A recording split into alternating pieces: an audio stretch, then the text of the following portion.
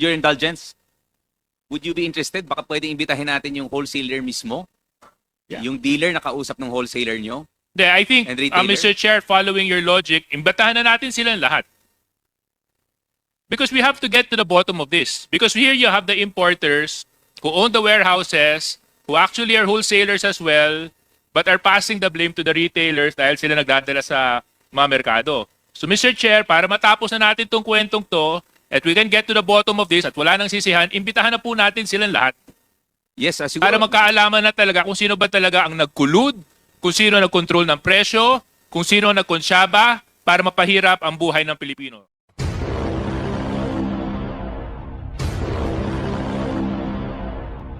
The question is, and I think kayong mga nasa industriya ang kailangang sumagot, at ito naman po ay tinatanong na kanina, ang intention po kasi ng pagbaba ng taripa ay para mapababa ang presyo ng bigas. Kaso lang hindi po ito nakita sa merkado. Ano po ang dahilan na may bibigay ninyo kung bakit hindi po ito na-realize? Mas mababa po ang binayad ninyo, hindi po ba? Sa pagpasok at sa pagpresyo ng pagbili ninyo, mas mababa, hindi po ba? So, kung ganun po, bakit hindi po ito nakita at napansin ng ating mga kababayan? At na-maintain po sa 55, 60 ang presyo, maski napababa na natin yung tariffs.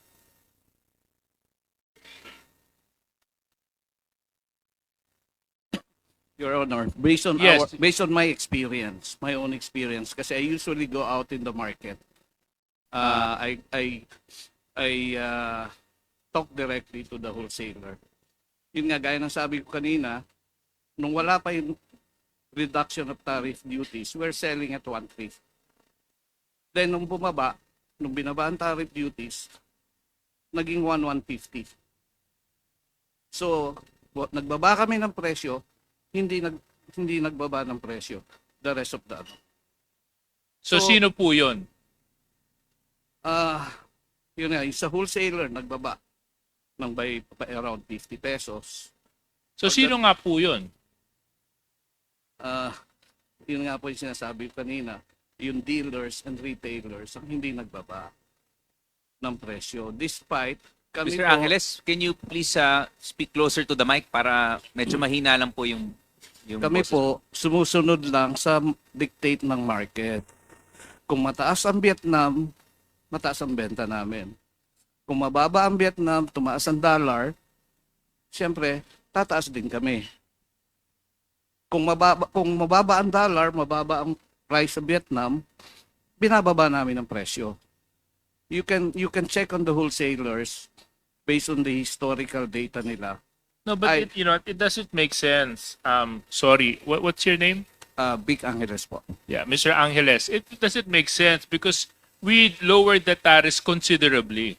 Malaki po yung binaba natin ng tariffs eh.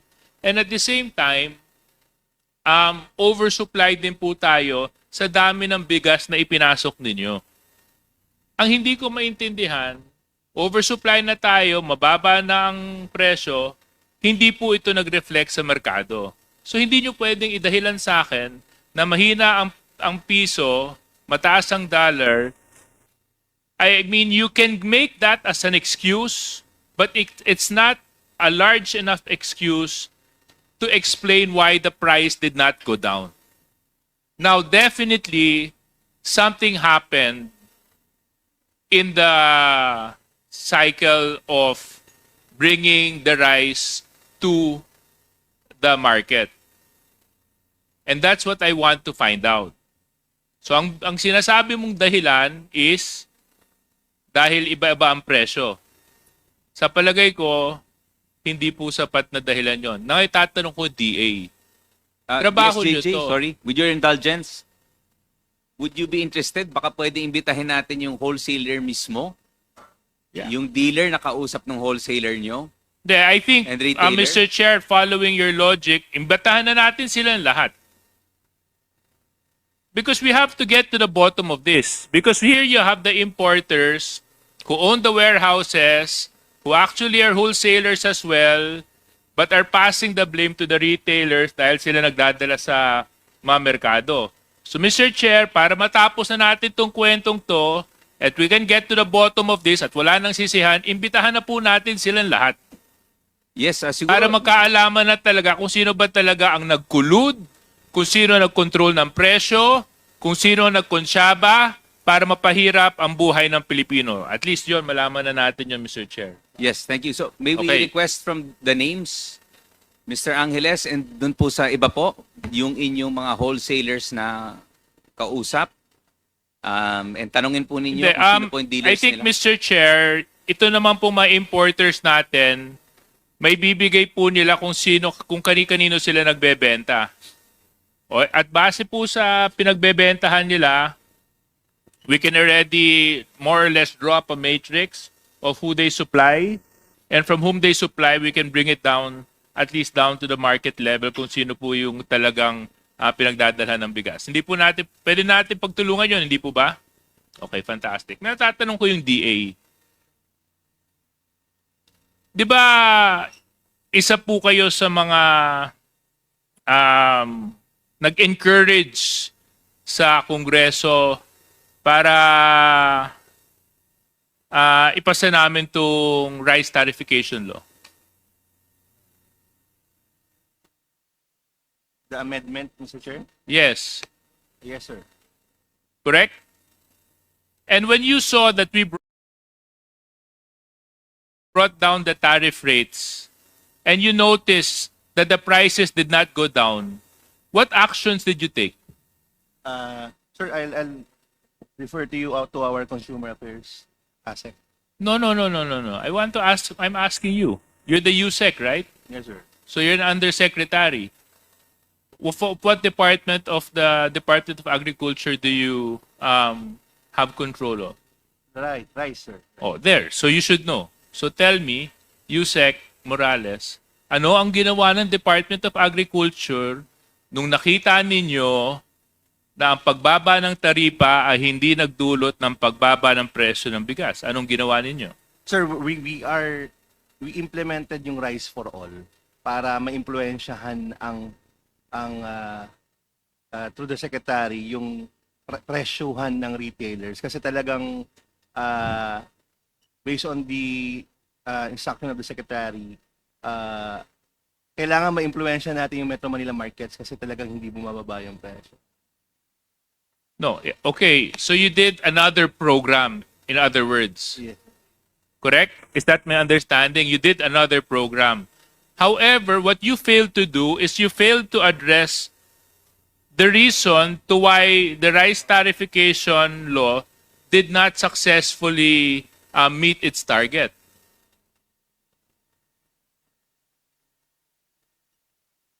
Yusek.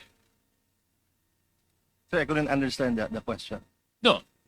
You introduced another program, which was Rice for All, correct?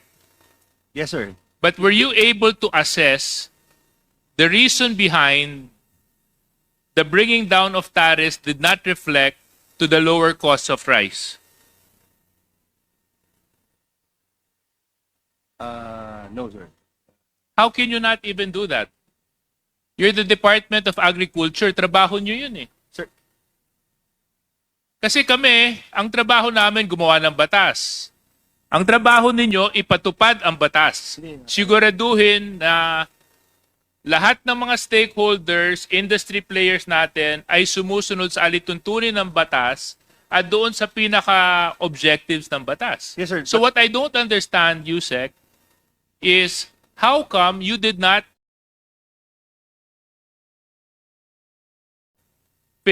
you failed to assess the bringing down of tariffs that was meant to bring down the price of rice? sir, And instead- we assessed. You just Yun told nga, me sir. earlier that you didn't. No, sir. We kasi sa tanong kanina is kung may ano yung ginawa. So we assess at nakita namin talagang hindi nagti-trickle down yung supposedly price of wholesale to the retail markets. So anong dahilan kung bakit? Apparently there's a cartel-like environment na There's a what, Yusek? an imperfect market environment na there are some forces na nakapag-dictate ng presyo sa merkado. So ito yung official assessment ng Department of Agriculture. There are certain forces in the market that seem to affect and dictate market force. Are you wanting us to believe that this is the official position of the Department of Agriculture? Sir, that's why I'm asking ASEC Bebang, because siya po kasi yung sila kayo naka-assign sa consumer affairs namin. Hindi naman ako yung No, directly but yeah, I know. nag-handle. Kasi ako naman, Yusek, hindi lang consumer affairs ang pinag-uusapan natin dito eh. Ang pinag-uusapan natin dito, yung pagpapatupad ng batas. 'Di ba? So bakit hindi na-meet ng batas yung kanyang objectives? And as the department, I would have expected that you would make sure, monitor, and find out step by step that this law would be implemented so that we could have brought down the price of rice. It's basic. It's basic. You know, it's elementary. Oh, anyway, ASEC, Yes, Your Honor. Yes, ASEC Bebang. Yes, Your Honor. ASEC, o ikaw ang itinuro ng USEC mo. Sir, when you say RTL, yung kapapasa lang na batas, Hindi, yung pagpapababa ng the taripa. EO 62 policy. As to the EO 62, actually the Rice for All program was implemented Hindi, ma'am. Wag po tayo dun sa Rice for All. Ang tanong ko lang simple, binaba natin yung taripa, hindi po ba? Yes, Your Honor. Okay. Bakit hindi po ito nag-reflect sa presyo ng bigas sa merkado? That is, Your Honor, that is also something that we are currently investigating now. The department we have made discussions and talks with importers. We've had discussions and talks with traders. We also have discussions and talks with retailers, and all of them are saying that the prices should have gone down at this time. And as you Ma'am, said, Chris, sorry I'll just cut you. We all know that because that was the intent of the law. My question is why did it not go down? Alam na namin yun eh. Kami nga yung gumawa ng policy na yun eh. Ang tanong ko, from an implementation standpoint, Department of Agriculture, bakit hindi ninyo nasiguro na mapapababa yung presyo? Kasi ang laki na ng binaba from, what was it, 30%? Am I correct? I would ask the chairman. Chairman, correct, no? 30%, di ba? From 30%, binaba natin to 35 to 15. 35 to? To 15. So that's a 15. 20% reduction. That's a 20% reduction. Oh. So pakipaliwanag lang po sa akin. Kasi kung hindi nyo may paliwanag sa akin, there's really something wrong. Definitely something wrong with the department that's supposed to be implementing this policy. So anyway, ASEC. yes, Your Honor. That is why, because we also have access also to the cheap rice, and we're not seeing it being translated to the market. So what we did is that that's what we did. We launched yung Rice for All at the same time yung pong support namin yung sa P29. Yeah. Because we have the access to the cheaper rice, but we don't see it being translated in the market. So what we did is we were the ones who made it available already. So parang ang ginawa ninyo, ASEC, imbis na malaman yung tunang dahilan kung bakit hindi bumaba ang presyo ng bigas, pagkatapos natin babaan by more than half ang tariff, gumawa na lang kayo ng panibagong intervention. And it still didn't solve the problem. Mr. Chair, it still did not solve the problem. we're coming up with a policy so noble in its objectives, and yet you have a department that's failing to implement it. Inamin naman itong mga importers nila na binili nila ng mura. Inamin naman ng mga importers nila na mas mababa yung binayad nila sa customs. Customs, mas mababa nga ba ang binayad nila sa inyo?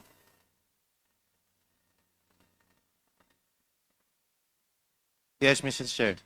It was Yes. lowered by 20%. So therefore, lower than 20%. Hindi naman nagbago yung presyo ng renting ng mga warehouses natin. Kuryente, yun pa rin naman ang presyo. So I'm sure pagdating sa mga ibang expenses ninyo, yun pa rin yun. So ang tanong ko, kayo, DA, binigyan kayo ng ganitong polisiya para ipatupad, bakit hindi nangyari?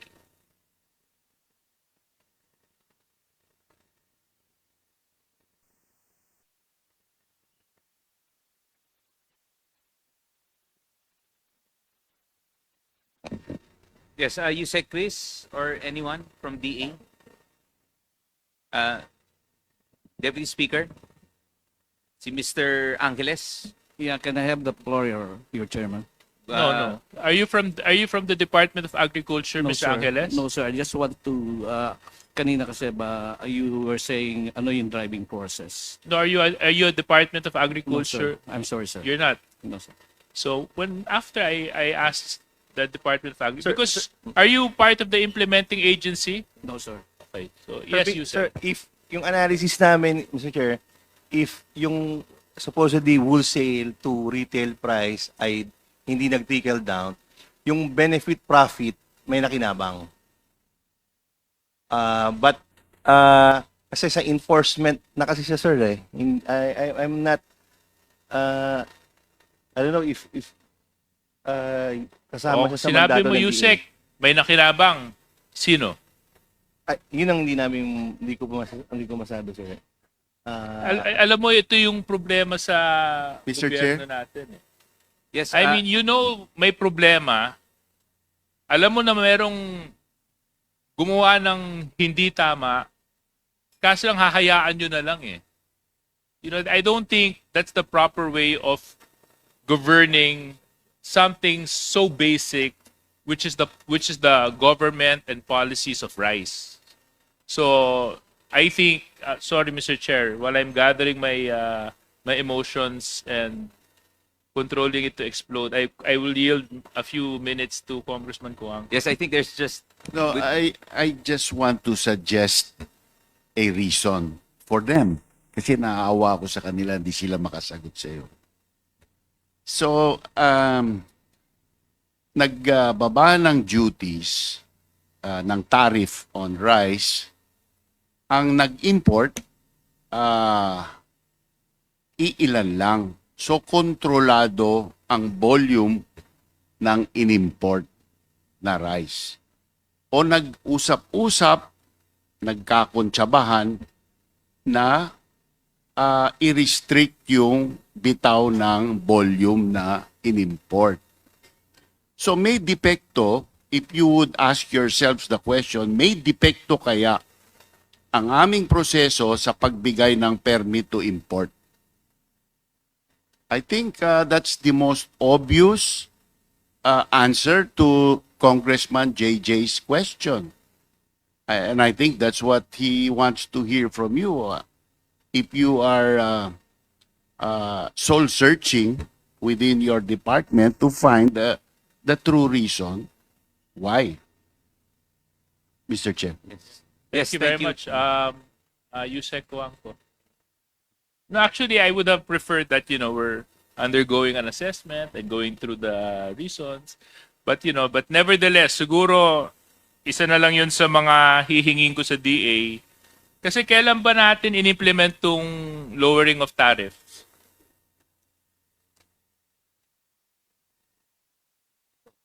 Customs, Took effect July 15 for rice, Your Honor. July For the EO 62. of this year. July this year, Your Honor. And how many import permits were issued in relation to this lowering of tariffs, BPI? Director Glenn. Deputy Speaker JJ, your time has expired. Okay, so There might be a I'll follow- wind up. I'll wind up na. Yes. Sige. Thank you. Siguro Director bigyan Glenn. lang ako ng konti kasi alas 10 ng Sir- umaga pa po sir, ako from dito nag-aantay magsalita. Yes, please. Sir, from July, simula po tayo ng July, meron po tayong na-issue na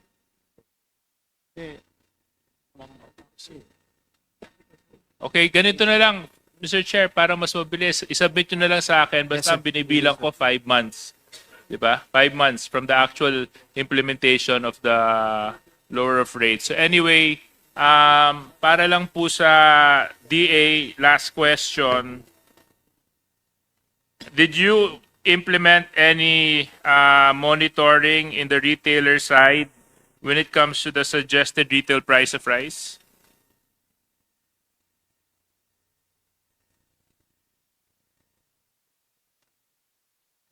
Yes, Your Honor, but we do not have an SRP for rice. But we do monitor the prices in major markets, Your Honor. Oh yeah. Alam ko lang wala naman po tayo. Kasi lang siyempre, di ba, meron tayong hinahabol na presyo, kaya po natin ipinasa to. So, hindi lang dapat pag-monitor ang ginagawa ninyo, dapat sinisiguro nyo na malapit-lapit po tayo doon sa target price natin. So, ang tanong ko, sa pag-monitor ninyo, ano ang lumabas sa ma-assessment ninyo? Mr. Chair, when the Rice for All was implemented, No, ma'am. Ah. Is yung dito Yes, sa lowering of tariff muna tayo, wag na yung sa rice for all. when the lowering of tariffs was implemented last July, we monitored that for the first 2 months, there was no major changes in the prices of rice. It was only during the time that we implemented the Rice for All last September that we noticed that there were also 45, some 50 pesos before have lowered to 45, the same as what we were selling under the Rice for All. So that was something that we monitored during that time, and it's saying that if the trend is showing that there are available cheaper rice, retailers are following that trend. Not all, but there are retailers that are following the trend in the lowering. Anyway, Mr. Chair, I would just like to manifest one last point before I pass the opportunity to ask to the next one is 20% is big. Cut in tariffs. Malaki yun. Sobrang laki yun. At dapat naramdaman ng Pilipino yun. At dahil hindi naramdaman ng Pilipino yon, may nakinabang doon. May yumaman ng sobra-sobra na illegal na nakinabang sa polisiya ng pamahalaan. At dapat, Mr. Chair, ang hamon para sa komitibang ito ay hindi lang makagawa at makabalangkas, ay dapat para sa ahensya na dapat magpatupad, ma-identify nyo rin kung sino yun. Kasi ayaw nyo naman pong isipin ng tao na bahagi kayo doon. Because there's talks of a cartel. There are talks of price manipulation. There are talks of profiteering, hoarding. Now, if the DA cannot give names, answer questions with regards to why the prices did not go down, you cannot escape from the idea that people will come up with a conclusion na baka kasama kayo. Kasi kayo dapat nagpapatupad eh. So, that's it, Mr. Chair. Thank you very much. Yes, thank you very much, Honorable Deputy Speaker JJ Suarez.